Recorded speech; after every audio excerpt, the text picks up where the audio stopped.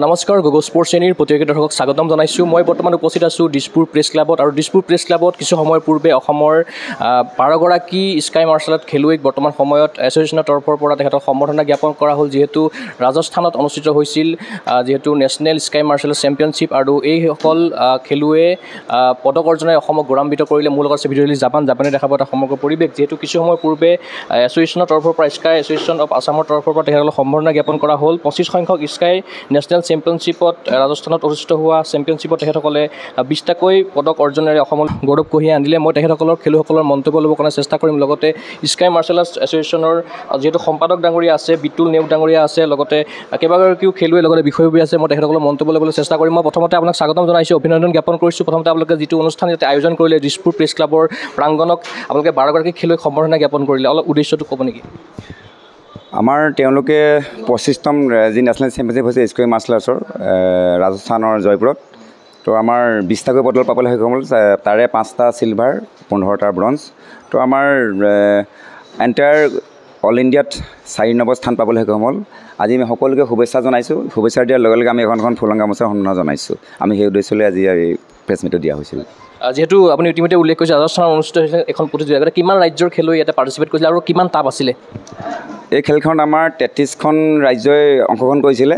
খেলটো বহুত টাফ হয়, প্ৰত্যেক গেমতে টাফ হয়, কাৰণ যিহেতু ইয়াত শ্বৰ্ট এণ্ড চিল্ডৰ আৰু বিভিন্ন শাখাত ইয়াত ইভেণ্টবোৰ আমাৰ খেলা হয়। তো চবতে টাফ হয়, গ্ৰুপ ইভেণ্ট, ছিংগল ইভেণ্ট। তো আজিকালি যিকোনো খেলতে টাফ হয়, গতিকে আমাৰ খেল বহুত টাফ আৰু ডিচিপ্লিন থাকে চবৰে। তো আমাৰ বহুত ফাইট কৰি পেলাই আমাৰ 20টা পদক পাবলৈ সক্ষম হৈছে। কি ইভেণ্টত পাইছে পদকসমূহ? আমাৰ ইয়াত বিভাগ থাকে, লব আছে, লব মিনছ ফাইট, কোৱাংকি মিনছ কাটা ইভেণ্টত, আৰু আৰ্টিষ্টিক মিনছ এৰবিক, মানে যিবোৰ ডেমনষ্ট্ৰেশ্যন হয় 3টা বিভাগত হয়। ইয়াতে ছিংগুল আৰু গ্ৰুপ আৰু মিক্স তেনেকুৱা ভাগ লৈ হয়। প্ৰথমতে ছিংগুল ইভেণ্ট পাৰ্টিচিপেট কৰিব লাগে, ছিংগুল ইভেণ্টতে গ্ৰুপ ইভেণ্টবোৰ ষ্টাৰ্ট কৰা হয়। কোনে পাতিছিলে খেলাখন আৰু মানে কিমানমান তাতে কেনেকুৱা আছিলে? তাতে আমাৰ ৰাজস্থান তেওঁলোকৰ সন্থাই পাতিছিলে, মানে ষ্টেট সন্থাই পাতিছিলে, স্কুৱে সন্থাই। প্ৰায় 1250ৰ অধিক খেলুৱৈ তাত যোগদান কৰিছিলে গোটেই ভাৰতবৰ্ষৰে। আমাৰ ভাৰতবৰ্ষত বিৰাট জনপ্ৰিয়তা অৰ্জনকাৰী এটা এবিধ গেম, যিটো আমাৰ জম্মু কাশ্মীৰৰ এবিধ পাৰম্পৰিক মানে ঐতিহাসিক গেম। আমাৰ জম্মু কাশ্মীৰৰ এটা ইতিহাস জড়িত হৈ আছে। আজি এতিয়াই নহয়, এইটো 4012 খ্ৰীষ্টাব্দৰ আগৰে পৰাই জড়িত হৈ আছে। এইটো কালক্ৰমত গৈ স্কাই মাৰ্চেল আৰ্টছ তেওঁলোকে জীৱন নিৰ্বাহৰ কাৰণে এই কলাবিধ ব্যৱহাৰ কৰিছিল। কিন্তু এতিয়া বৰ্তমান সময়ত গৈ পেলাই আমাৰ ভাৰতীয় ৰাষ্ট্ৰীয় ক্ৰীড়া সন্থাই তো আমাক এক স্বীকৃতি দিবলৈ সক্ষম হৈছে, এবিধ খেল হিচাপে তাৰমানে স্বীকৃতি দিছে। তো সেইটো কাৰণে বৰ্তমান সময়ত আমাৰ প্ৰত্যেকজন ৰাজ্যতেই মানে এই গেমবিধ এটা জনপ্ৰিয়তা অৰ্জন কৰিবলৈ সক্ষম হৈছে। মুহূৰ্তত কিদৰে আপোনালোকে অনুশীলন চলাইছিলে গোটেই দলটোৱে? আমাৰ একচুৱেলি খেলৰ আগে আগে আমি এমহীয়া এটা প্ৰশিক্ষণ দিওঁ। আমাৰ হেডকোৱাৰ্টাৰ হৈছে গোলাঘাট জিলাৰ বালিজানত, যিটো স্কুৱে আপোনাৰ প্ৰশিক্ষণ কেন্দ্ৰ হিচাপে জনা যায়। তাতে আমাৰ এমহীয়া এটা প্ৰশিক্ষণ হয়। এমহীয়া প্ৰশিক্ষণত আমি প্ৰশিক্ষণৰ লগতে বাছনি শিবিৰো আমি অনুষ্ঠিত কৰোঁ। আমাৰ যি আন্তঃজিলা ভিত্তিক আমাৰ চেম্পিয়নশ্বিপ হয়, তাত চেম্পিয়ন হোৱাৰ পিছতে আকৌ পুনৰ আমি গ'ল্ড মেডেল, চিলভাৰ এনেকৈ ব্ৰঞ্জ মেডেলক আমি পুনৰ বাছনি অনুষ্ঠিত কৰোঁ। এই এমাহৰ ভিতৰত বাছনি কৰি যিসকল খেলুৱৈ প্ৰথম স্থান পাবলৈ হয়, তেওঁলোকে আমাৰ অসমৰ পৰা হয়, দলৰ হয়। প্ৰশিক্ষক হিচাপে কোন গৈছিলে বা প্ৰশিক্ষণ কোনে প্ৰদান কৰিছিলে ইয়াতে অসমত? দলৰ প্ৰশিক্ষণ হয় মই নিজেই আছিলোঁ মুখ্য প্ৰশিক্ষক হিচাপে। আমাৰ দুজন আছিল, আমাৰ ভাস্কৰ ঠেঙাল আৰু আমাৰ এনেকুৱা প্ৰণৱ বৰুৱা, তেনেকৈ ধৰণৰ আমাৰ কেইবাজনো আছিলে। আমাৰ লগতে আমাৰ সঞ্জীৱ বৰ্মন ছাৰো লগত থাকে, তেওঁ আছিল। এতিয়া দলৰ হৈ মই কোচ হিচাপে আছিলোঁ আৰু এজন আমাৰ মেনেজাৰ হিচাপে আমাৰ প্ৰণৱ বৰুৱা তেওঁ অংশগ্ৰহণ কৰিছিলে। গোৱা নেশ্যনেল গেমছত স্কাই মাৰ্চেল আৰ্টটো অন্তৰ্ভুক্ত কৰা হৈছিল আৰু অসমৰ 3গৰাকী পাৰ্টিচিপেট কৰিছিলে তাতে, আৰু 3গৰাকীয়ে পদক জয় কৰি ইতিমধ্যে চৰকাৰী চাকৰি লাভ কৰিছে। গতিকে এই অসম দলটো আপোনালোকৰ এইবাৰ 3জন গৈছিল নেকি? হয়, মই প্ৰথমতে ধন্যবাদ জনাম অসম চৰকাৰক, যিহেতু যোৱাৰ 37 নেশ্যনেল গেমছত আমাৰ অসমৰ পৰা 3জন খেলুৱৈ অংশগ্ৰহণ কৰিছিলে আৰু 3জন খেলুৱৈ চিলভাৰ মেডেল পাবলৈ সক্ষম হৈছিলে। আৰু ইয়াতে আমাৰ 3জন খেলুৱৈ আমাৰ তেওঁলোকে 3জনে এবাৰ পদক পাবলৈ সক্ষম হৈছে। পুনবাৰ তেওঁলোকৰ আমাৰ এগৰাকী হ'ল অৰবিন্দ নেওগ আৰু এগৰাকী হ'ল আমাৰ পাৰ্থজ্যোতি শইকীয়া আৰু আমাৰ এগৰাকী হ'ল প্ৰণীতা চুতীয়া, গাৰ্লছ। চবেই চাকৰি কৰিছে বৰ্তমান তেওঁলোকে এতিয়া তেওঁলোকৰ চৰকাৰেও বৰ্তমান মানে তেওঁলোকক খেলতে মকৰল কৰিছে এতিয়া বৰ্তমান তেওঁলোকে সম্পূৰ্ণ প্ৰশিক্ষণ লৈ আছে আপোনাৰ আচলতে মই আকৌ আহি মই ভিডিঅ'লৈ যাবলৈ দেখাবৰ কাৰণে অনুৰোধ জনাম যিহেতু তেখেতসকলে ৰাজস্থানত অনুষ্ঠিত হোৱা নেশ্যনেল স্কাই মাৰ্চেল চেম্পিয়নশ্বিপত তেখেতসকলে 20টাকৈ মেডেল অৰ্জনেৰে অসমলৈ গৌৰৱ কঢ়িয়াই আনিছে মই খেলুৱৈসকলৰ কিছু মন্তব্য ল'বৰ কাৰণে চেষ্টা কৰি মই তোমাৰ ওচৰলৈ আহিছোঁ অভিনন্দন জ্ঞাপন কৰিছোঁ তুমি বোধহয় ব্ৰঞ্জ মেডেল লাভ কৰিবলৈ সক্ষম তোমাৰ নামটো কি আৰু তুমি ক'ৰ পৰা আহিছা মোৰ নাম এশ্বৰিতা চুতীয়া মই তিনিচুকীয়াৰ হয় 25th স্কুৱেৰখন খেলিব গৈ ভাল লাগিলে এবাৰ ভাল এক্সপিৰিয়েঞ্চ হ'ল কেতিয়াবা জড়িত হৈছে স্কাই মাৰ্চেল চেম্পিয়ন 1 year হৈছে আৰু মোৰ কেনেকুৱা ছাৰক কি ক'বা যিহেতু ছাৰে এখন উপযুক্ত মঞ্চ প্ৰদান কৰিছে ছাৰে আমাক বহুত হেল্প কৰিছে ছাৰে আমাক বহুত মানে আগবঢ়াই নিবলৈ চেষ্টা কৰিছে মানে ছাৰে আমাক মানে প্ৰত্যেকটো মানে শিকাই যায় আৰু আমাক ভুলবোৰ শুধৰাই যায় সেই ইতিমধ্যে নেশ্যনেল গেমছত অন্তৰ্ভুক্ত হৈ আছে গেমটো ইতিমধ্যে 3গৰাকী ইতিমধ্যে চাকৰি লাভ কৰিছে গতিকে তেখেতসকলৰ দৰে তুমিও নিশ্চয়কৈ নেশ্যনেল গেমছত প্ৰতিনিধিত্ব কৰি পেলাই অসমক মানে গৌৰৱান্বিত কৰি আৰু চৰকাৰী চাকৰি নিশ্চয় সপোন থাকিব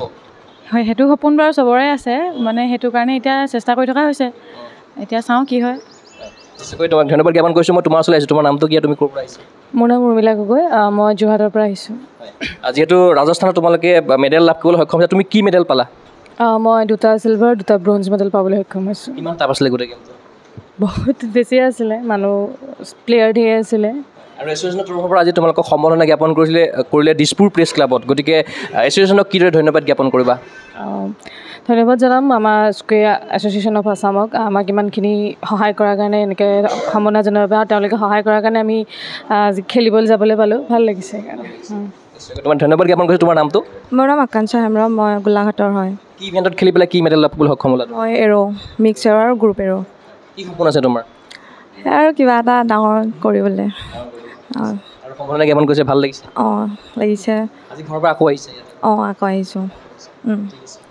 আপোনাৰ ওচৰলৈ আহিছোঁ আপুনি যিহেতু এছ'চিয়েশ্যনৰ লগত জড়িত হৈ আছে কি ক'ব এই স্কাই মাৰ্চেল আৰ্টে খুব কম সময়ৰ ভিতৰতে উত্থান লাভ কৰিছে আৰু ইতিমধ্যে নেশ্যনেল গেমছতো 3টা পদক অৰ্জনেৰে চৰকাৰী চাকৰিও লাভ কৰিছে লগতে আগন্তুক নেশ্যনেল গেমছতো হয়তো স্কাই মাৰ্চেল আৰ্ট থাকিব আৰু এইবাৰ নেশ্যনেল চেম্পিয়নশ্বিপত অসম দলে 20টাকৈ পদক অৰ্জনেৰে অসমক গৌৰৱান্বিত কৰিলে গতিকে এই মুহূৰ্তত আপুনি এগৰাকী বিষয়ববীয়া যে কি মন্তব্য আগবঢ়াব কি ক'ব বিষয়ববীয়া হিচাপেতো মই ক্ৰীড়া সংগঠক হিচাপে খুব আনন্দিত আৰু মই গৌৰৱান্বিত হৈছোঁ কাৰণ মই বিভিন্ন খেলৰ লগত জড়িত হৈ আছোঁ তাৰে ভিতৰত মই স্কাই মাৰ্চেল আৰ্টৰো মই অংগ হ'ব পাই মই অতিকে আনন্দিত হৈছোঁ সুখী অনুভৱ কৰিছোঁ তো আগন্তুক দিনত যিখিনি ৰিজাল্ট পালে তেওঁলোকে সদায় শুভেচ্ছা তথাপি চৰকাৰকো শুভেচ্ছা জনাইছোঁ যি 3গৰাকীয়ে চৰকাৰী চাকৰিয়ালে তেওঁলোকক মকৰল কৰিলে তেওঁলোকক চৰকাৰকো আমি শুভেচ্ছা জনাওঁ আগন্তুক দিনত যিখিনি ক্ৰুটি নাতি আছে আছাম স্কাই এছ'চিয়েশ্যনৰ তো সেইখিনি আমি পূৰ্ণাংগ ৰূপত আগুৱাই লৈ যাম বুলি আমি প্ৰচেষ্টা কিছুমান হাতত লৈছোঁ সেইখিনি আগন্তুক দিনক ল'ৰা ছোৱালীখিনি সুপ্ৰশিক্ষণ হওক প্ৰশিক্ষণ দ্বাৰা তেওঁলোকে বিশ্বৰ বিভিন্ন দৰবাৰত যায় যে স্কাই মাৰ্চেল আৰ্টৰ নাম জিলিকাব বা অসম মাতৃৰ নাম জিলিকাবলৈ সক্ষম হয় থেংক ইউ আপোনাৰ ওচৰলৈ আহিছোঁ আৰু তোমাৰ নামটো হয় মোৰ নাম ধৰ্মেন্দ্ৰ বৰা মই গোলাঘাটৰ পুলিবাগানৰ কি মেডেল পাইছা এবাৰ মই ব্ৰঞ্জ মেডেল পাইছোঁ কি ইভেণ্ট আছিল মই ফাইটৰ 65 কেজি কেনেকুৱা আছিল যিহেতু 33খনমান ৰাজ্য আছিলে নিশ্চয়কৈ কঠিন আছিলে হয় মই পাঞ্জাৱৰ লগত খেলিছোঁ দিল্লীৰ লগত খেলিছোঁ দিল্লীৰ লগত মোৰ ছেমিফাইনেল হৈছে কঠিন আছিলে বহুত তাতে বহুত কষ্ট কৰি এমাহ প্ৰশিক্ষণ ল'লোঁ প্ৰশিক্ষণ লৈ মেলি বহুত কষ্ট কৰিছিলোঁ হাৰ্ড প্ৰেক্টিছ হৈছিলে তাতে ফাইট কৰি আৰু ভাল লাগিলে এনেকৈ এইবোৰ ফাটিও গৈছে বহুত কষ্ট হৈছিলে কি হিচাপে চাব বিচাৰা ভৱিষ্যতে এতিয়া আমাৰ আগত ধৰি লওক আমাৰ ছিনিয়ৰ যিসকলে 3গৰাকীয়ে চাকৰি পাবলৈ সক্ষম হৈছে তেওঁলোককে অনুশীলন কৰি আমি আগবাঢ়ি আহিছোঁ আমিও ভাবিছোঁ আমিও আগন্তুক দিনত নেশ্যনেল গেমছত মেডেল লগাই অসম চৰকাৰে হয়নে চাকৰি সক্ষম ধন্যবাদ জ্ঞাপন কৰিছোঁ মই তোমাৰ ওচৰলৈ আহিছোঁ তোমাকো অভিনন্দন জ্ঞাপন কৰিছোঁ তুমি বোধহয় 2টা মেডেল পাইছা মেডেল পাইছোঁ মেডেলকেইটা দেখাই দিয়া প্ৰথমতে যিহেতু তুমি 3টাকৈ মেডেল পাইছা এই 3টা মেডেল আনিবলৈ যাওঁতে কিমানখিনি কষ্ট স্বীকাৰ কৰিব লগা হৈছে কিমান সাধনা কৰিব লগা হৈছে অলপ যদি থুলমূলকৈ কোৱা যে পোনপ্ৰথমে গগৈ স্পৰ্টছলৈ মোৰ ফালৰ পৰা বহুত ধন্যবাদ থাকিল আপোনালোকে ইমানখিনি সময় দিছে আৰু মোৰ প্ৰশিক্ষক বিতুল চন্দ্ৰ ছাৰলৈ মোৰ অন্তৰৰ পৰা বহুত ধন্যবাদ জ্ঞাপন কৰিছোঁ যিহেতু আমি অনুশীলন মই বিশেষকৈ যোৱা বছৰ 37 নেশ্যনেল গেমছ খেলি কেনে চাকৰি পাবলৈ সক্ষম হৈছিলোঁ আৰু কম দিনৰ ভিতৰত প্ৰেক্টিছ কৰি কেনে যিহেতু ডিউটি থাকে এনেকৈ মানে টাইম নাপাওঁ প্ৰেক্টিছ কৰিবৰ কাৰণে ডিউটি মাৰিব লাগে তেনেকৈ কম দিনৰ ভিতৰত মই কেম্পলৈ আহি কেনে মই কম দিনৰ ভিতৰত মই 3টাকৈ পদক আনিবলৈ সক্ষম হৈছোঁ আৰু এটাত মই ছিংগুল শাখাত পাইছোঁ আৰু 2টা গ্ৰুপ শাখাত মই পাবলৈ সক্ষম হ'লোঁ ভাল লাগিছে নিজকে কম সময়ৰ ভিতৰত যে 3টাকৈ মেডেল পাইছোঁ আৰু আমাৰ আহি আছে নেশ্যনেল গেমছ আহি আছে আৰু আমাৰ ৱৰ্ল্ড চেম্পিয়নশ্বিপ আহি আছে ইয়াৰ পিছত মে'ত আমাৰ আছে হাইলাইটত আপোনাৰ জম্মু কাশ্মীৰত আছে কেম্প তাৰ কাৰণে আমি প্ৰিপেৰেশ্যন কৰিব লাগিব ভালকেনে চ' সেয়াই আৰু যিহেতু অসমৰ মুখ্যমন্ত্ৰী ডাঙৰীয়াই এটা কথা কৈছিলে যিসকল নেশ্যনেল গেমছত পদক জয়ীসকলে মানে যাৰ জৰিয়তে চাকৰি লাভ কৰিছে আপোনালোকে তেখেতসকলে কিন্তু অনুশীলন কৰি থকালৈকে কিন্তু মানে চৰকাৰী চাকৰি অফিচত যাব নালাগে সেইটো কাৰ্যক্ষেত্ৰত কিন্তু এতিয়া আমিও বিচাৰোঁ যে ৰেগুলাৰ প্ৰেক্টিছৰ কাৰণে কি কম দিনৰ সময়ত কেতিয়াও মেডেলটো নাহে কিন্তু নিজৰ দিন ৰাত কষ্টৰ ফলতহে আমি মেডেলটো আনিব পাৰিছোঁ ময়ো বিচাৰোঁ যে মামাই কৈছিলে যে মেডেল পোৱাসকলে 37ত ডিউটি মাৰিব নালাগে বুলি কৈছিলে কিন্তু আমাক এতিয়া ডিউটি লগাই থৈছে কৰিম কি এতিয়া ডিউটিটো মাৰিবই লাগিব কোন ডিপাৰ্টমেণ্ট মোৰ এডুকেশ্যন ডিপাৰ্টমেণ্টৰ হয় মই ডিব্ৰুগড় ডিষ্ট্ৰিক্টত কৰি আছোঁ এতিয়া হাই ছেকেণ্ডেৰী স্কুলত আৰু মই বিচাৰোঁ ৰেগুলাৰ প্ৰেক্টিছৰ কাৰণে আৰু অসমৰ নাম কৰিব বিচাৰোঁ ইণ্ডিয়াৰ নাম কৰিব বিচাৰোঁ চ' এতিয়া কিবা আহ্বান জনাব বিচাৰিব নেকি মুখ্যমন্ত্ৰী ডাঙৰীয়াক যিহেতু তেখেতে এটা প্ৰতিশ্ৰুতি প্ৰদান কৰিছিলে অসমৰ খেলুৱৈসকলক যি অফিচত যাব নালাগে যিসকলে অনুশীলন কৰে কিবা আহ্বান জনাব বিচাৰিব নেকি মই আহ্বান নিশ্চয় জনাম মামাক যিহেতু আমাক স্পৰ্টছখিনি যিহেতু কম দিনৰ ভিতৰত কেতিয়াও মেডেল নাহে আৰু হাৰ্ডলি বহুত হাৰ্ড হয় গেমবিলাক আৰু মই ভাবোঁ ৰেগুলাৰ প্ৰেক্টিছৰ কাৰণে আমাক যাতে সুবিধা কৰি দিয়ে মামাই ৰেগুলাৰ প্ৰেক্টিছ কৰিবৰ কাৰণে ডিউটি মাজে সময় যাম ডিউটিটো কেতিয়া মাজে সময় যাবই লাগিব কিন্তু মামাই যদি আমাক সেইখিনি সুবিধা কৰি দিয়ে ডিউটি নামাৰি আমাক ৰেগুলাৰ প্ৰেক্টিছৰ কাৰণে আমাক যদি মামাই সেইখিনি হেল্প কৰি দিয়ে চ' নিশ্চয় আমি সেইটো অৱস্থাত হৈছিলে নাই এই বস্তুটো মোৰ প্ৰথমবাৰে মোৰ ডিউটি লগাই দিছে ডিউটিত মই যাবলগীয়া হৈছিলে মোৰ ডিব্ৰুগড় ডিষ্ট্ৰিক্ট তাতে মোৰ প্ৰথমবাৰৰ পৰাই মোক ডিউটি কৰিছেনে আমি বিচাৰোঁ ৰেগুলাৰ প্ৰেক্টিছৰ কাৰণে আমাৰ এছ'চিয়েশ্যনৰ পৰা স্কুল এছ'চিয়েশ্যনৰ পৰা আমাক লেটাৰ যায় কিন্তু ডেট হিচাপে উল্লেখ কৰে যে আকৌ ইয়াৰ পৰা যাই কিনে আকৌ মানে ডিউটি মাৰিব লাগিব আকৌ আমাৰ যেতিয়া কাগজ ওলাব গেম আহিব তাৰপিছত আকৌ কম দিনৰ ভিতৰত আমি প্ৰেক্টিছ তেনেকৈ আহিবলগীয়া হয় কিন্তু মই বিচাৰোঁ যে ৰেগুলাৰ প্ৰেক্টিছৰ কাৰণে মোক যাতে পাৰ্মিশ্যন দিয়ে মই সেইটোৱে আশা কৰোঁ আৰু কম দিনৰ ভিতৰত কোনো মেডেলটো আনিব নোৱাৰে যিহেতু বহুত কষ্ট হয় প্ৰেক্টিছ বহুত এটা হাৰ্ড স্পৰ্টছ গেম ন বহুত এটা হাৰ্ড হয় চ' মই মামাক অনুৰোধ কৰিছোঁ যিহেতু মোক যাতে স্পৰ্টছৰ পৰা মানে অকল স্পৰ্টছত থাকিবৰ কাৰণে পাৰ্মিশ্যন দিয়ে যেন আৰু নিশ্চয়কৈ আপোনাৰ অনুৰোধ নিশ্চয় শুনিব অসমৰ মুখ্যমন্ত্ৰী ডাঙৰীয়া ইতিমধ্যে তেখেতে প্ৰতিশ্ৰুতি প্ৰদান কৰিছে মই আপোনাৰ ওচৰলৈ আহিছোঁ আপোনাৰ নামটো কি আৰু আপুনি ক'ৰ পৰা হয় মোৰ নাম পাৰ্থপ্ৰতিম শইকীয়া মই গোলাঘাটৰ পৰা আহিছোঁ মই চিলভাৰ মেডেল পাইছোঁ মই কোৱাংকে 2 মানে আপোনাৰ এইটো এবিধ কাটা হয়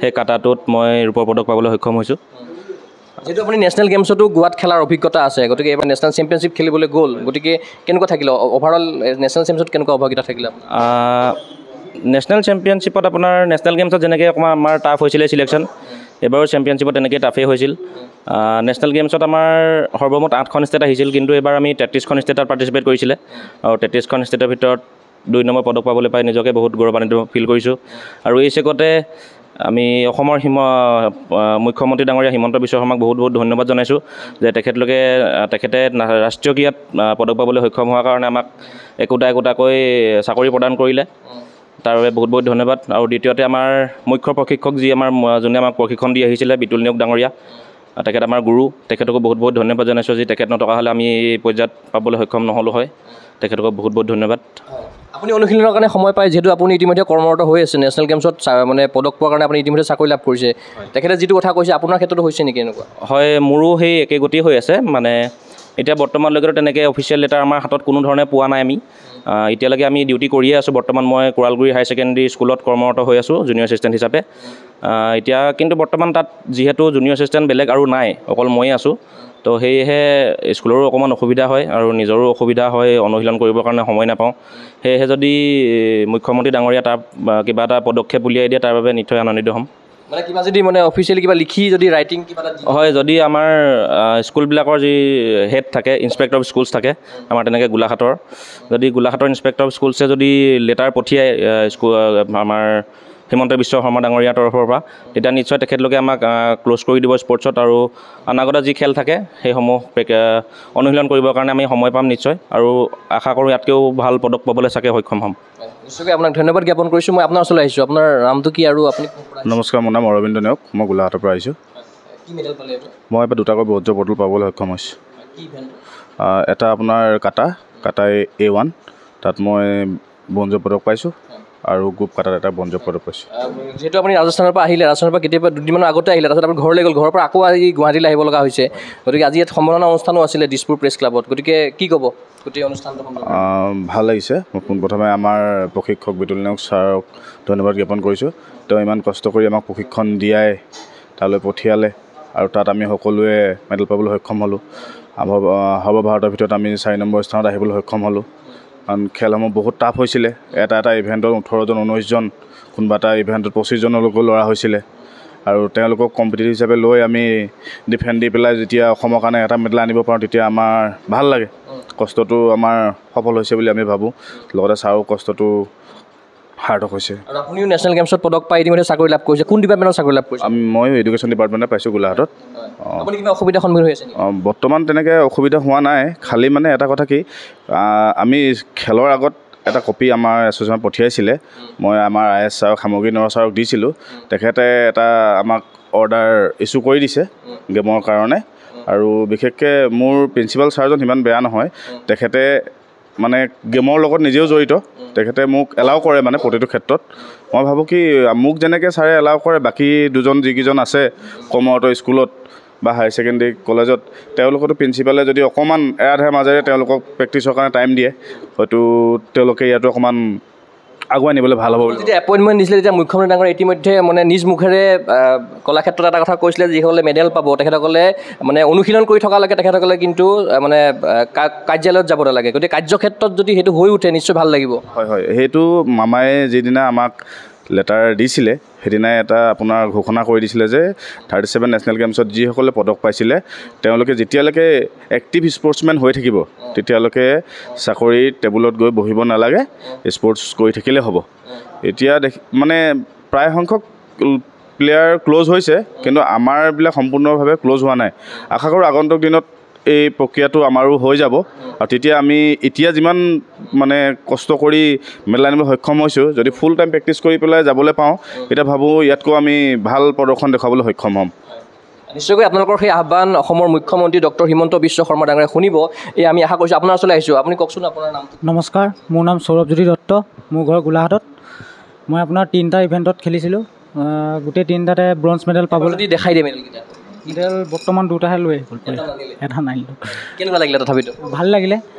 ফাইটিঙতো ব্ৰঞ্জ পালোঁ, আপোনাৰ গ্ৰুপ এৰ' স্কে বুলি আছিলে, তাত ব্ৰঞ্জ পাইছোঁ, আৰু মিক্স এৰ' আছিলে, তাতো ব্ৰঞ্জ মেডেল পাবলৈ সক্ষম হৈছোঁ।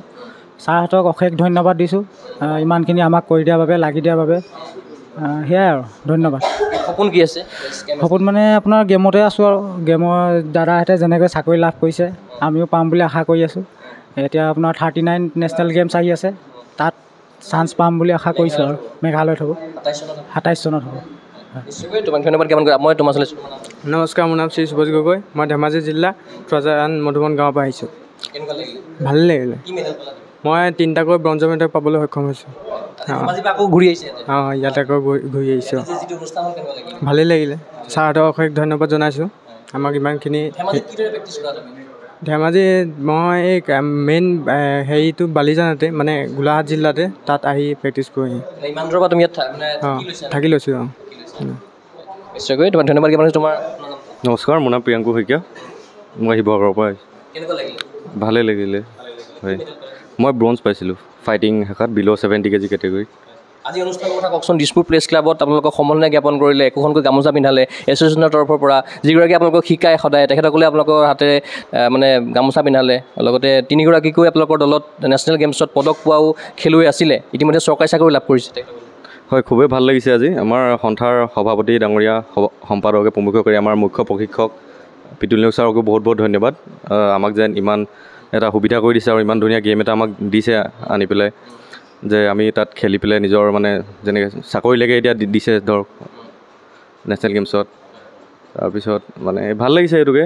খেলিবলৈ পাই পাৰফৰ্মেঞ্চো মানে বহুত টাফ আছিলে এইবাৰ নেশ্যনেল গেমছত 33খন ষ্টেট আহিছিলে তাতে আকৌ মোৰ ফাইটিং ইভেণ্ট আছিলে ৱেইট কাটো কৰিবলগীয়া হৈছিলে তালৈ প্ৰেক্টিছ কেতিয়া অনুশীলন কেনেকৈ কৰা হৈছিলে প্ৰেক্টিছ ৰাতিপুৱা আপোনাৰ ধৰক এবাৰ আৰু ইভিনিঙত এবাৰ কৰা হৈছিলে আপোনাক ধন্যবাদ জ্ঞাপন কৰিছোঁ মই পুনৰবাৰ এছ'চিয়েশ্যনৰ সম্পাদক আদান সম্পাদক বিতুল নেওগ ডাঙৰীয়া আছিলে শেষত আহিব বিচাৰিছোঁ যিহেতু আমি 10গৰাকী খেলুৱৈৰ লগতে কথা পাতিলোঁ 2গৰাকী হয়তো অনুপস্থিত হৈ আছে বৰ্তমান সময়ত ইতিমধ্যে সুন্দৰ কথা কৈছে আপোনাকো প্ৰশংসাৰে উপচাই পেলাইছে আপুনি বহুখিনি কষ্ট স্বীকাৰ কৰিছে এটা কথা জানিব বিচাৰিছোঁ ইণ্ডিয়ালৈ প্ৰথমতে স্কাই মাৰ্চেল আৰ্ট কেতিয়া আহিছিলে লগতে অসমলৈ কেতিয়া আহিছিলে আৰু অসমত এই স্কাই মাৰ্চেল আৰ্টটো উত্থানৰ ক্ষেত্ৰত আপুনি কেনেকুৱা ধৰণৰ কষ্ট স্বীকাৰ কৰিব লাগিছে অলপ যদি থ্ৰুতে জনাই দিয়ে আমাৰ ভাৰতবৰ্ষত স্কাই মাৰ্চেল আৰ্ট জন্ম হৈছিলে 2000 চনত আপোনালোকে ইতিহাসৰ কথা আপোনাৰ আগতে ক'লোৱেই মই কিন্তু পুনৰ গৈছোঁ আমাৰ স্বীকৃতিভাৱে মানে গোটেই ভাৰতবৰ্ষত মানে এণ্টায়াৰ গোটেই অল ইণ্ডিয়াত 2000 চনতে স্বীকৃতি পাবলৈ সক্ষম হৈছে আৰু মই লৈছোঁ আমাৰ অসমলৈ আহিছে 2004 চনত সেই সময়ত মই নিজে এজন খেলুৱৈ আছিলোঁ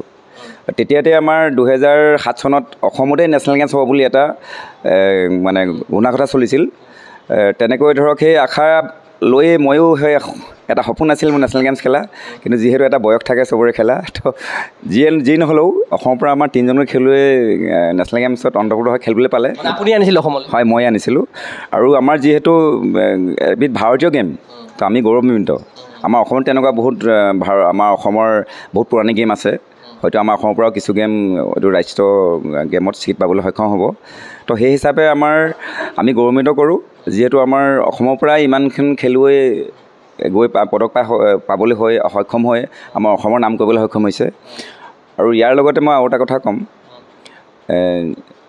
যোৱাবাৰ যি আমাৰ গোৱাত নেশ্যনেল গেমছ হৈছিলে তেতিয়া আমাৰ 3টা পদক পাবলৈ সক্ষম হৈছিল কিন্তু এইবাৰ আমাৰ 17জনকৈ খেলুৱৈ বাছনি কৰি ৰাখিছিলোঁ মানে আমাৰ উত্তৰাখণ্ড নেশ্যনেল গেমছৰ কাৰণে কিন্তু দুৰ্ভাগ্যবশত আমাৰ গোটেইকেইজন নেশ্যনেল গেমছৰ বাছনিকৃত খেলুৱৈ আছিল ইয়াৰে 12জন আৰু তাৰে কেইবাজনো আছিলে তেওঁলোক ইয়াত অহা নাই কিন্তু আমি আগন্তুক যি মেঘালয়ত নেশ্যনেল গেমছ হ'ব তাৰ কাৰণে এতিয়াৰ পৰা আমি ফুল প্ৰিপেৰেশ্যন কৰি আছোঁ অন্তৰ্ভুক্ত হ'ব নিশ্চয় এইটো মানে চিয়'ৰ আমাৰ বিশ্বাস আছে হ'বই এইটো এইবাৰ উত্তৰাখণ্ড নহ'লে আপোনালোক কিছু পৰিমাণে হতাশ হ'ল বোধ হয় আমি শেষ মুহূৰ্তলৈকে আমাৰ নেশ্যনেল গেমছ হ'ব বুলি কৈছিলে ইতিমধ্যে আমি ডকুমেণ্টছ জমা দিছিলোঁ 10 তাৰিখৰ পৰা 13 ফেব্ৰুৱাৰীলৈকে হ'ব বুলি আমাক ঘোষণা কৰি দিছিল মানে অফিচিয়েলি নহ'লেও মানে তেওঁলোকে মানে ইণ্টাৰনেলি খবৰ দিছিল আমাক কিন্তু অৱশেষত গৈ কিন্তু হৈ নিথলে অকল আমাৰ গেমবিধে নহয় বহুতকেইটা গেম তাই অন্তৰ্ভুক্ত নহ'লে মাৰ্চেল আৰ্টছৰ কিন্তু আমি বহুত আশাবাদী আছিলোঁ আজি হয়তো খেলিবলৈ পোৱা হ'লে আমাৰ খেলুৱৈসকলৰ এটা কিবা এটা ভাগ্য মুকলি হ'লহেঁতেন আমাৰ 3জনকৈ খেলুৱৈ যেনেকৈ চাকৰি পাইছে অন্য কেইজনেও তেনেকুৱা সুবিধা হ'লহেঁতেন 3গৰাকী খেলুৱৈসকলৰ মই যেতিয়া কথা পাতিলোঁ নেশ্যনেল গেমছত পদক পোৱা তেখেতসকলে এটা কথা কিন্তু কৈছে যে তেখেতসকলে মানে মুখ্যমন্ত্ৰী ডাঙৰীয়াই যিটো কথা প্ৰতিশ্ৰুতি প্ৰদান কৰিছিলে সেয়া কাৰ্যক্ষেত্ৰত কিছু পৰিমাণে যদি হোৱা নাই বিশেষকৈ এডুকেশ্যন ডিপাৰ্টমেণ্টত গতিকে মুখ্যমন্ত্ৰী ডাঙৰীয়াই হয়তো সেইটো কথা গম নাপায় গতিকে আপুনি এই কথাটো ডিছকাছ কৰিব বিচাৰিব নেকি মুখ্যমন্ত্ৰী ডাঙৰীয়াই তেখেতসকলে হয়তো অনুশীলনৰ কাৰণে সময় অলপ কম পায় বুলি তেখেতসকলে কৈছে মানে কথা হয় মই ডিপাৰ্টমেণ্টবিলাকলৈ মই লেটাৰ লিখিছিলোঁ যে তেওঁলোকক চেম্পিয়নশ্বিপৰ লগতে আপকপি মেহনত ৰেগুলাৰ প্ৰেক্টিছ কৰিবৰ কাৰণে আমি ইয়াৰ পৰা এখন এপ্লিকেশ্যন দিছিলোঁ আবেদন কৰিছিলোঁ কিন্তু ইয়াতে আমাৰ যেতিয়া তেওঁলোকে এপইণ্টমেণ্ট পায় তেতিয়া এটা অৰ্ডাৰ কাৰ্ড কৰি দিছিলে যে তেওঁলোকে নিজৰ ইচ্ছামতে তেওঁলোকে গেম খেলিব পাৰিব যেতিয়ালৈকে ইচ্ছা কৰে কিন্তু যেতিয়া তেওঁলোকক আমি লেটাৰখন দিলোঁ তেওঁলোকে কিন্তু আমাৰ 2জন খেলুৱৈ কিন্তু অনুমতি দিছে কিন্তু আমাৰ এগৰাকী খেলুৱৈ কিন্তু তেওঁলোকে দিয়া নাই আৰু কিছুমান খেলত দেখা পাইছোঁ প্ৰায়খিনি খেলুৱৈ চাকৰি জইন কৰাৰ পৰা কিন্তু তেওঁলোকে গেমেই খেলি আছে কিন্তু এওঁলোকৰ আমাৰ এগৰাকী খেলুৱৈৰ ক্ষেত্ৰত কিন্তু হোৱা নাই এতিয়ালৈকে আমাৰ গোলাঘাট জিলাৰ 2গৰাকী খেলুৱৈ কিন্তু তেওঁলোকক অনুমতি প্ৰদান কৰিছে কিন্তু আমাৰ এগৰাকী ডিব্ৰুগড় খেলুৱৈ কিন্তু কৰা নাই মই অনুৰোধ কৰিছোঁ আৰু আহ্বান জনাইছোঁ আমাৰ মাননীয় মুখ্যমন্ত্ৰী ডাঙৰীয়াক আৰু লগতে আমাৰ যি তেওঁলোকৰ গোলাঘাট ডিব্ৰুগড় জিলাৰ যি তেওঁ মানে অথৰিটি আছে তেওঁ এইখন যিমান অথৰিটি আছে তেওঁ যাতে তেওঁ খুব সোনকালে যাতে তেওঁ মানে অনুমতি প্ৰদান কৰিব যিহেতু আমি যদি অসমৰ হৈ সুনাম কৰিব বিচাৰোঁ প্ৰেক্টিছ লাগিবই প্ৰেক্টিছ অবিহনে আমি একো ল'ৰা ছোৱালীয়ে পাৰফৰ্মেঞ্চ দিব নোৱাৰে আজি তেওঁলোকে নিজৰ ডিউটি কৰি এমাহ প্ৰশিক্ষণ লৈ পেলাই তেওঁলোকে আজি চিলভাৰ ব্ৰঞ্জ পদক পাবলৈ সক্ষম হৈছে যদি গোটেই বছৰতে প্ৰেক্টিছ কৰে তো নিশ্চয় আন্তঃৰাষ্ট্ৰীয় পৰ্যায়ত আমাৰ পদক পাবলৈ সক্ষম হ'ব যিহেতু আমাৰ আগন্তুক 30 চন কমনৱেলথ গেমছ আছে আৰু যিহেতু আমাৰ এই গেমবিধ আমাৰ ভাৰতবৰ্ষৰে গেম হয়তো আমাৰ ইণ্টাৰনেশ্যনেল গেম হিচাপে হয়তো আমাৰ ইনক্লুড কৰাৰ এটা সম্ভাৱনা আছে কি গুৰুত্বপূৰ্ণ টুৰ্ণামেণ্টত আছে এতিয়ালৈকে মানে অন্তৰ্ভুক্ত হয় আমাৰ যিটো আমাৰ ভাৰতবৰ্ষত যিবিলাক আমাৰ ইণ্টাৰনেশ্যনেল গেম আছে যিবিলাক গেম আমাৰ দক্ষিণ এছিয়াত জন্ম হৈছে তো তাৰে দুবিধ গেম মানে আমাৰ কমনৱেলথ গেমছত ইনক্লুড হোৱাৰ সম্ভাৱনা আছে বুলি ইতিমধ্যে আমাক ফেডাৰেশ্যনে জনাইছে। তো আমি সেই লক্ষ্যও লৈছোঁ আৰু আমাৰ ৱৰ্ল্ড চেম্পিয়নশ্বিপতো আমাৰ কেইবাগৰাকী খেলুৱৈ অসমৰ পৰা পদক পাবলৈ সক্ষম হৈছে। কিন্তু মই ভাবোঁ যিহেতু আমাৰ ল'ৰা ছোৱালীসকলৰ এটা জীৱন ভৱিষ্যত যিটো আমাৰ মাননীয় মুখ্যমন্ত্ৰী ছাৰে যেতিয়া আমাক মামাই যেতিয়া আমাখিনি সুবিধা কৰি দিছে, মই ভাবোঁ আৰু আগন্তুক যাতে খেলুৱৈসকলে সুবিধা হয় আমি সেই কামনা কৰি আমাৰ ল'ৰা ছোৱালীক কঠোৰ পৰিশ্ৰম কৰিব লাগিব, প্ৰশিক্ষণ ল'ব লাগিব, তেতিয়াহে আমাৰ ভৱিষ্যত ল'ৰা ছোৱালী আগবাঢ়িব পাৰিব। শেষত মই এটা কথা সুধি আমাৰ অনুষ্ঠান সামৰিম। যিহেতু বৰ্তমান সময়ত 12গৰাকী খেলুৱৈ 20টাকৈ মেডেল লাভ কৰিবলৈ সক্ষম হ'ল, পৰৱৰ্তী পৰ্যায়ত তেখেতসকলে কেনেকুৱা ধৰণৰ স্কোপ পাব বা বৰ্তমান সময়ত তেখেতসকলৰ সন্মুখত কি গেমছ আহি আছে বৰ্তমান সময়ত? এতিয়া বৰ্তমান আমাৰ 13 মে'ৰ পৰা 29 মে'লৈ যিটো ইণ্টাৰনেশ্যনেল হাই এল্টিটিউড ইণ্টাৰনেশ্যনেল মাষ্টাৰ কেম্প বুলি কয়, মাষ্টাৰ লগতে আমাৰ হাই এল্টিটিউড কেম্প গোটেই মানে ৱৰ্ল্ডৰ পৰা আহে। আমাৰ যিবিলাক ভাৰতবৰ্ষত যিবিলাক মানে আমাৰ গোটেই মানে ফেডাৰেশ্যনত যিবিলাকে গ'ল্ড চিলভাৰ ব্ৰঞ্জ পাবলৈ সক্ষম হৈছিলে তেওঁলোকক তাতে কেম্পত অংশগ্ৰহণ কৰিবলৈ তেওঁলোকৰ সুবিধা পাইছে। ইয়াৰ পৰা যিসকল তাতে আমাৰ চিলেকশ্যন হ'ব, কেম্পত বাছনি বা বাছনি হ'ব, বাছনি হোৱাৰ পিছতে আমাৰ যিবিলাক আন্তঃৰাষ্ট্ৰীয় খেল আছে তো তাত তেওঁলোকে অংশগ্ৰহণ কৰিবলৈ কাৰণে সুবিধা লাভ কৰিব। আমাৰ প্ৰতি বছৰে হয়, কিন্তু এবাৰ 12জন যাব। এনেকুৱা নহয় যে আমাৰ কোনোবাজন খেলুৱৈ মন গ'লে প্ৰশিক্ষণ ল'ব পাৰিব, তেনেকুৱা নহয়। তাত আমাৰ গোটেই ইণ্ডিয়াৰ পৰা আহে, ক্ষমা কৰিব, ভাৰতৰ বাহিৰৰ পৰাও আহে। তো গোটেই ভাৰতৰ বাহিৰৰ পৰা আহিলেও তেওঁলোকৰ নিজৰ যিবিলাক বাছনি হয় সেই তাত অংশগ্ৰহণ কৰা ল'ৰা ছোৱালীবিলাকে মানে আপোনাৰ আন্তঃৰাষ্ট্ৰীয় লেভেলত খেলিবলৈ সুবিধা লাভ কৰে। আৰু এটা কথা সংযুক্ত কৰিব বিচাৰিছোঁ, যিসকল খেলুৱৈ এটা গ'ল্ড ধৰি লওক যোৱাৰ খৰচটো নিজে বহন কৰিছে নে এছ'চিয়েশ্যনে বহন কৰিছে নে যিখিনি ধৰি লওক আছে টেক্স শ্বুট বা এনেকুৱা ধৰণৰ কোনে আপোনালোক সেইখিনি প্ৰভাইড কৰিছে, কোনোবা স্পনচাৰশ্বিপ কৰিছে নেকি? হয়, এইটো শুদ্ধ কথা কৈছে আপুনি। কিন্তু ক'বলৈ গ'লে আমাৰ অসম স্কোয়াৰ সন্থা নিচেই থনুকীয়া। তো আমাৰ খেলুৱৈসকলে নিজৰ ধন ভাঙিয়ে গৈছে বুলি ক'ব লাগিব।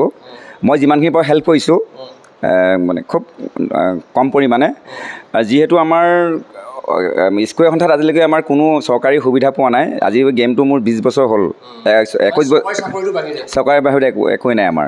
আমি আশা কৰিম যে আমাৰ অসম চৰকাৰে যাতে আমাৰ যিবিলাক চিটিপাতৰ গেম আছে অৰ্গেনাইজেশ্যন আছে যাতে আমাৰ গেমবিলাকত যাতে কিবা এটা হ'ল জলপানীৰ ব্যৱস্থা কৰি দিয়ে। কিন্তু আমাৰ মাজতে স্কলাৰশ্বিপ পাইছিলে।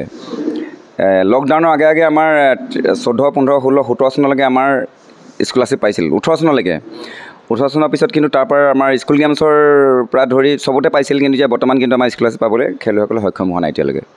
আমি আশা কৰিছোঁ যাতে আমাৰ যিবিলাক ল'ৰা ছোৱালীয়ে নেশ্যনেল লেভেলত পদক পাবলৈ সক্ষম হৈছে তেওঁলোকক যাতে আমাৰ এটা জলপান ব্যৱস্থা কৰি দিয়ে। আমি ইয়াৰ বিনম্ৰ আহ্বান জনাইছোঁ আমাৰ অসম চৰকাৰক। নিশ্চয়কৈ অসম চৰকাৰে আপোনালোকৰ সেই আহ্বান নিশ্চয়কৈ শুনিব। সেই আমি আশা কৰি পুনৰবাৰ মই বিনোদী জামানক এবাৰ ভিজুৱেল দেখাবৰ কাৰণে অনুৰোধ জনাম। যিহেতু ৰাজস্থানত অনুষ্ঠিত হোৱা 25 সংখ্যক নেশ্যনেল যি স্কাই মাৰ্চেল আৰ্ট চেম্পিয়নশ্বিপ অনুষ্ঠিত হৈছিলে ৰাজস্থানত, তেখেতসকলে 20টাকৈ পদক অৰ্জনে অসমক গৌৰৱান্বিত কৰিলে আৰু আজি স্কাই মাৰ্চেল আৰ্ট অসমৰ তৰফৰ পৰা তেখেতসকলক সম্বৰ্ধনা জ্ঞাপন কৰা হ'ল। যিহেতু এই দলটোত গোৱা নেশ্যনেল গেমছত পদকজয়ী 3গৰাকী পদকজয়ী খেলুৱৈও আছিলে, তেখেতসকলে জনালে তেখেতসকলৰ মনৰ ভাৱ। আমি আশা কৰিম স্কাই মাৰ্চেল আৰ্টৰ অসমৰ খেলুৱৈসকল এইদৰে দুপে আগবাঢ়ি যাওক আৰু অসমৰ নাম উজ্বলাই তোলক। এই আশাৰে মই চিন্ময় কুমাৰ বৰাই বিশেষ অনুষ্ঠানৰ পৰা বিদায় লৈছোঁ। চাই থাকিব গুগল স্পৰ্টছ চেনি। ধন্যবাদ।